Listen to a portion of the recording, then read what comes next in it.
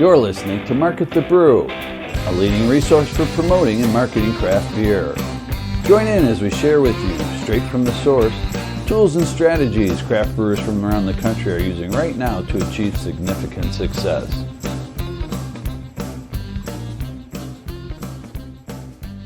Hey Nick, good to see you again. Hello. Thanks for joining us again on the podcast. No problem. Thanks for having me in and wrapping up this story a little bit. Yeah, so when we talked to you before, you were planning on opening the brewery and getting everything ready. I think the last time we sat here, there were no floors. I think there were painted walls, and now there's tables everywhere. Yeah, so you've come a long way. Sounds about right. If I remember correctly, there weren't bathrooms, so if anybody wanted to pee, like there was a porta potty out back. So a little different this time around, a little bit. Yeah, it's awesome though. And when you guys set a date, did you open on time? No. What happened? We were originally told we'd be open by August, and then it was late August, and then it was early September, and then it was late September, and then it was early October, and then we actually opened mid-October. So, honestly, what happened was the construction company was behind. Yeah. And we pushed really, really hard, and eventually got open. And yeah, that's kind of the story. It was interesting. I talked to all the neighbors, and there were literally the neighbors and people around here were like, you went from, the last 3 weeks was wild. Like before we opened, we literally went from nothing in here, like no poured concrete, whatever, to open in 3 weeks. And people were like, we thought it was going to be next January. Like we thought there were months away, and suddenly you sent out a message saying, come drink a beer. Like it really, the last few weeks were a whirlwind that kind of happened overnight, but yeah, it was a lot of construction problems. And I think it was a well-anticipated opening. I feel like everyone was waiting to come to Lion's Tail. We were a little busy right off the bat. I think looking back, like I know this is about promoting the brew, right? One of the things I did that was successful was I reached out to every media person that existed, that we'd ever talked to, whether it was newspaper, TV stations, influencers on Instagram and Facebook. Like I spent hours and scheduled that media day. You guys actually came and got to enjoy it. From that alone, we got over 2 million impressions from everything that went out. And I think it showed in the first 2 weekends we were open, when we had 9-hour lines down to the sidewalk around the corner. It was crazy. Yes. So. Yeah, we were here for that, and it was amazing to see the space and drink the beers. And we mentioned to some friends and family how we were coming to the soft opening. Everyone's like, what? You get to go? Like, yeah, you can go next week. So it was a great time. It was a lot of fun. How often are you guys shipping beer down here now, since there's so much hype to drink here? We have at least a delivery every Friday, and that is usually our van is at max capacity. So it is a full it's a nice van. surprise you don't run out of beer. Yeah, honestly. Full van pretty much every Friday, and often we'll take, if it's a beer that we're not releasing that week, so say we make another batch of Juice Cloud or The Tail or 90 Red, we will take that midweek. So our delivery schedule is that every other week we're delivering to Friday or to Milwaukee accounts. Okay. So in the weeks where we have our Milwaukee deliveries, our driver's actually down here Wednesday, Thursday, and Friday that week. Okay. So if we need something quicker, we'll have him bring a couple kegs Wednesday and Thursday those weeks. But at least every Friday in the morning, our driver and I are here unloading a full van at about 10 a.m., getting it ready for the weekend. So. Yeah. And then when is the brewery planning to be built here then? So when we talked, I think I said maybe summer or fall of 2023, which is now this year. Yeah. We're actually probably going to push it off further. Okay. So a lot of people are like, well, aren't you going to pull it up because you're so busy? We've figured out, I don't know if I told you in the last meeting, but we figured out a way to take over a little more space in Neenah, and brew, we took over more space on the first floor, and now we can brew and can on the same day. That's going really well. And for this year, it looks like we'll be able to cover our full capacity what we need for this tap room, Neenah, and distribution from up in Neenah. So more than likely it's going to be 2024 before we put this in. What we are doing is we're going to bring a bunch of bourbon barrels and our bourbon barrel aged beer and age it down here. It'll be here in a few months. So you'll have something to look down on, and something coming is there'll be barrel aged beer down there soon. Oh, that'll be fun. Perfect. So how has the community really embraced you in Lion's Tail? How's the response been? Yikes. We have been busy. Woo! I don't know what to say to the community other than thank you, because I think one of our biggest challenges is we were so busy so fast that it didn't give us time initially to like get into a groove or to fix all the we open and there's still customers don't see it, but I see the 30 construction things that need to be finished or be done, right? And we were so busy that we didn't have time to address all of those things. Because the community that we thought would take a little time to adopt us as like their neighborhood place, like we thought, we'd get some people locally to come out, and on weekends we'd be busy from people around Milwaukee. I mean, no, it was like instant. Everybody's here. They bring their kids, like they bring their dogs to sit on the patio. I mean, it was overnight. Wauwatosa has adopted us as their local spot. So thank you to any listeners who are listening to this that are in the area, and we appreciate you. But yeah, I mean, it's been a wild ride. We all thought we'd have like all this build up to get open and then like a little slowdown. Oh no, it's been like we thought we were at 100 and now we're at like 120. Just like really lay your foot on the gas. So yeah. I feel like I've only heard positive responses to the brewery as well. Like I feel like people are lined up to come in. People are always drinking Lion's Tail beer. I mean, people are always suggesting we come here for dinner or parties and things. So I feel like it's a very respectable, well-loved place. Well, thank you. We're trying hard. We really have tried to engage the community. We've tried to bring in lots of different food trucks and food options to have it available. I mean, we're still releasing 1 or 2 new beers every single week. Like, you can come in, like if you're someone who comes once a week, you will always have a new beer to try. And that's kind of the goal for what we're putting out.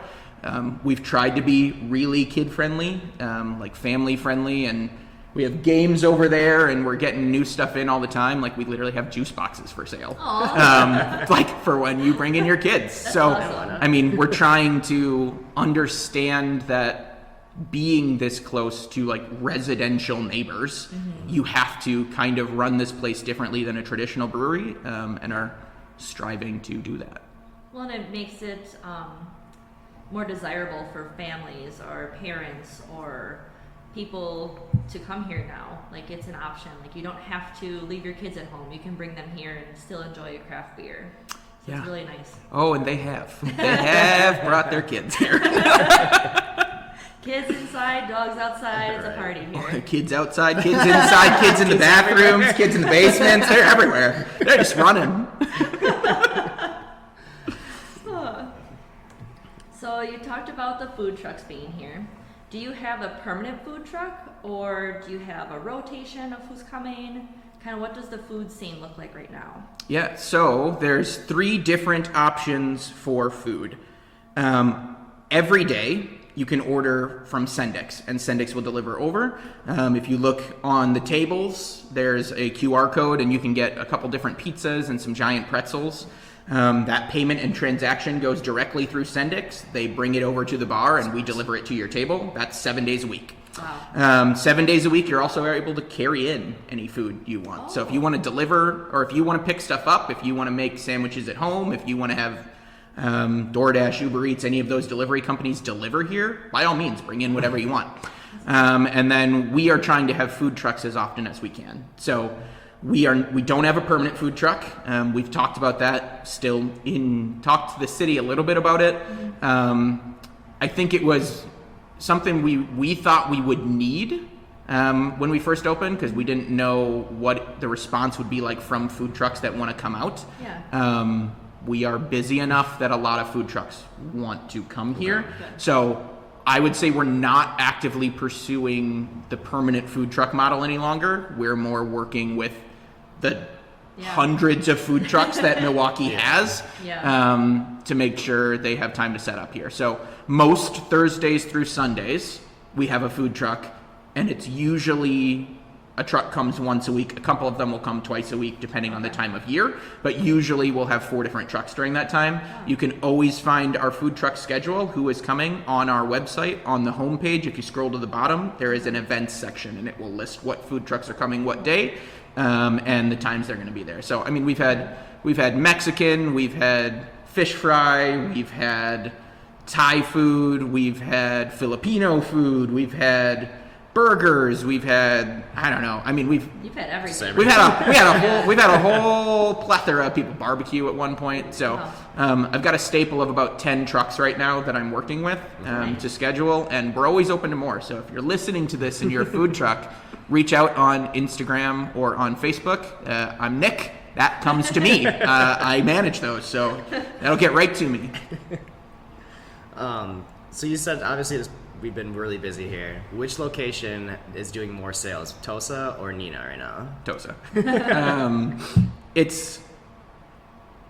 It's interesting. So Tosa is doing more sales. If you look at a population base of like within a mile radius, how many people live there, like on a per capita basis, Nina's probably doing more sales just because we've been there longer. Yeah. But I mean, you have so many more people down here, and this is a larger space. It has pretty much double the seating capacity of Nina. Yeah. That we can fit more people in here, and there's more people to come. But since we've opened in Tosa, there's been one singular day since mid-October where Nina has outsold Tosa, and that was our 7th anniversary party in Nina. And even that was like within a couple $100. Like it was still close.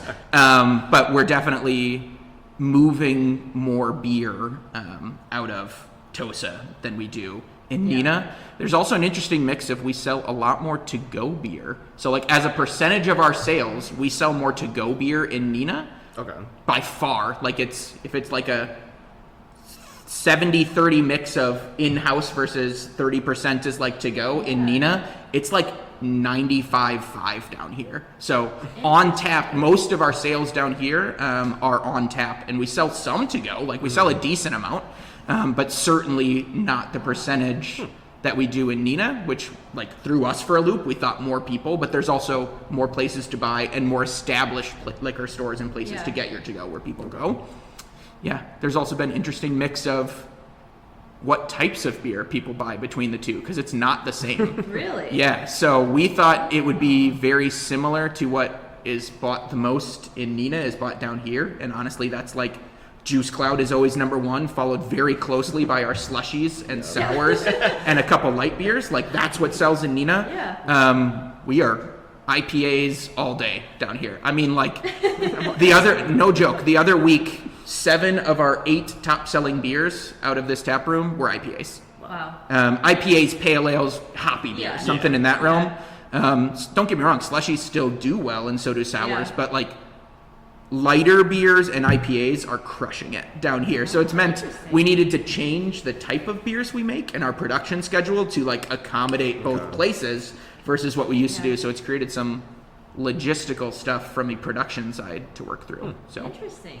Yeah, I definitely didn't predict that. Just because you have the same beers offered at both locations, you kind of think the interest would be similar, but we certainly thought that. Nope. It's never the case. Not even a little. I mean, that would make life a lot easier. For the guy in charge of scheduling our production, boy, would I love it if the two cities drank the same stuff, but they do not. So, sweet. And I think too, I think we've been to the Nina location one time, and I think when we visited, it was kind of just Lion's Tail and Nina. There wasn't really a lot of breweries around, whereas this location, I think there's like 5 breweries on the same street here, kind of walking distance. Do you feel like that kind of has a little impact, or? That's interesting. I mean, I actually think it has a positive impact. Yeah. So it's interesting how instead of a market being incredibly competitive like it could be, where we're all cutthroat and trying to kill each other, take out the other business, gain more share. Most breweries in Wisconsin and especially around Milwaukee in our time here, want to work together to grow the customer base as a whole. And by partnering and making collaborations and hyping each other up, I think we're seeing there's more opportunity to grow the market than there is to take from each other within the existing market. So there's been, I mean, we're already in talks with all the breweries down that way. Like, we're talking about trying to get a North Avenue shuttle on Saturdays. That would be free to customers and drive you between the breweries. Like, there's a lot of partnership that is in the works versus fighting with them, and having so many breweries so close brings people to the area that they'll spend a day brewery hopping versus a one-off spot where you would just visit or maybe wouldn't visit because there's nothing else there. So, and we've talked to a lot of different breweries through the podcast and just through visiting, and everyone just seems so supportive of one another.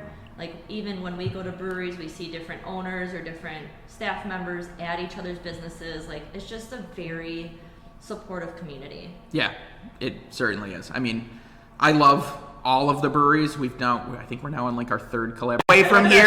And you say you see an owner or somebody at another brewery, I go to Component and I sit at the bar and chat up with those guys. And I mean, they're in here a lot. So like, the Component guys come in here. I've seen Third Space guys in here quite a bit. Like, we all support each other. Like, don't get me wrong, like, we love drinking at our own breweries, but also sometimes it feels like you're still working or could be called in to get behind the bar and help in any minute. So yeah, when I need to get away and drink somewhere, or I need to see friends or schedule something, I'm at somebody else's brewery for sure. Gotta get out of the house. For sure. Yep.